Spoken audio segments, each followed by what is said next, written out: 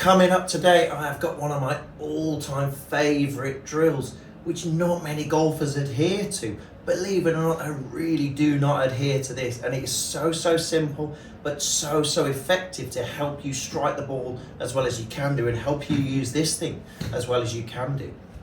First of all, please again, don't forget to hit that subscribe button, hit that like button as well, please. That would be really appreciated, because I've got a lot of videos now and hopefully a lot of good information for you out there. We try and explain it really simply as we possibly can do, because we can overcomplicate this game. But also please head over to my Instagram page as well. Plenty of reels going on every week as well. Again, focusing a lot more on what you can do as a golfer to help improve that ball flight, but in the most simplest and most effective of ways. Let's get on to today then. So, what don't many golfers do? It's like a riddle, this is. What don't many golfers do on the way back that they should do, but they really don't? What's that? It's going slow. A lot of golfers out there try and get from 0 to 60 in half a second. Now, in our minds, we think to ourselves, we're trying to create some speed. We're trying to get the golf club down to the golf ball and down to the ground.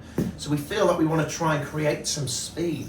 But what a lot of players do, and do incorrectly, is try and gain that speed from the get-go. They try and gain some speed from the start to the top of the swing. Remember, clubhead speed, especially on TrackMan, is measured at impact. It's not measured from here to here, it's measured at impact. Now, here's the physics behind it.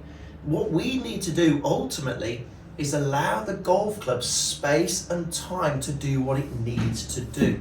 Okay? So when we take that weight of that golf club back, we give it the space away from our body, and we give it the time to do what it wants to. It wants to shallow out. It wants to remain at an angle, because it was designed at an angle. It wants to remain at an angle. Okay? What it doesn't want to do is be really steep and really choppy. And therefore, we can't get the club to the golf ball. So we have to give that club the space and the time on the way back, which means for a lot of you out there, it's going to feel really strange. You've got to go really slow back, and then you can accelerate, but accelerate at impact, not before, at impact. Now, it's going to feel a bit really strange, but this is mainly for people who struggle to get the club down to the ground, who tend to top it, tend to toe it as well. You see a lot of golfers here do, because their club, they can't let the golf club do the work for them. They can't let the weight of the golf club do its work, so they have to feel like they're dragging the handle. And when we drag the handle, unfortunately, we're never going to get that club down to the ground. We're never going to get that sweet spot to that golf ball, because we're not giving that club the space and time that it needs to be dropped down onto that golf ball. If we're really quick, really snatchy, we're never going to get that club down to where it should be, where it wants to be. So, for those out there who top it, who tend to toe the ball quite a bit, and or slice the ball a bit, this is for you. I want you to make sure you are taking that club back nice and slow, and then getting that club into that back of the golf ball, attacking it there at impact, not attacking it from back here. We're not trying to generate a ton of club speed here. We're trying to generate club speed and therefore usefulness of this golf club. We're trying to let this golf club do its work.